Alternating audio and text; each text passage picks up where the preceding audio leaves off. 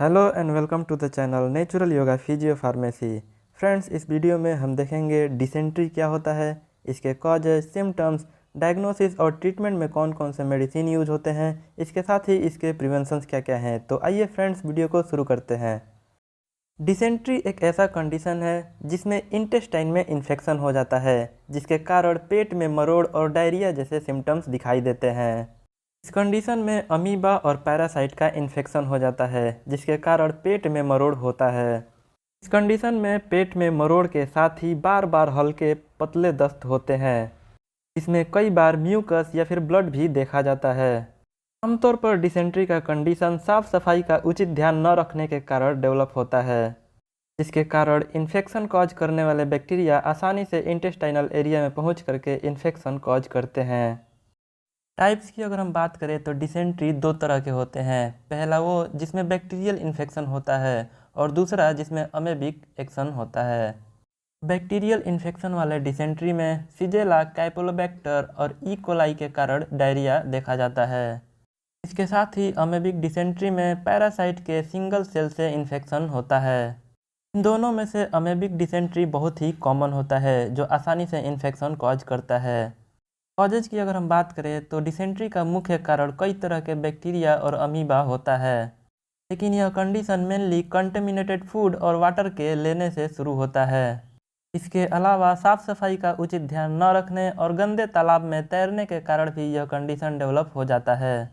यह कंडीशन बच्चों में बहुत ही आसानी से देखा जा सकता है, क्योंकि बच्चे साफ सफाई का उचित ध्यान नहीं रख पाते।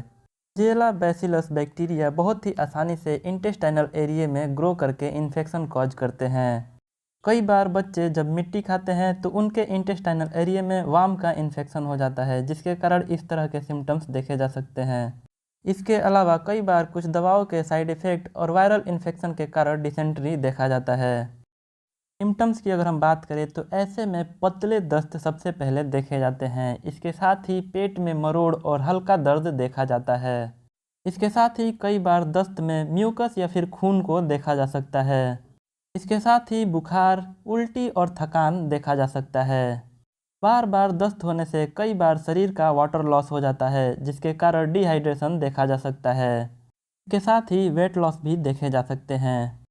डायग्नोसिस की अगर हम बात करें तो इस तरह के कंडीशन में सबसे पहले फिजिकल एग्जामिनेशन और सिम्टम्स को ऑब्जर्व करके इसका पता लगाया जाता है। इसके साथ ही स्टूल को सैंपल के रूप में लेकर लेबोरेटरी एग्जामिनेशन के लिए भेजा जाता है। साथ ही कुछ ब्लड टेस्ट भी करवाए जाते हैं। इन्फेक्शन के उच्च स्तरीय जांच के लिए अल्ट्रासाउंड और इंडोस्कोपी भी करवाए जाते हैं। ट्रीटमेंट की अगर हम बात करें तो इस तरह के कंडीशन में सबसे पहले ज़्यादा से ज़्यादा लिक्विड फूड और वाटर को लेने की सलाह दी जाती है। इसके साथ ही कुछ ओवर द काउंटर मेडिसिन जैसे कि बिस्मथ सबसेलिसाइलेट को लिया जा सकता है।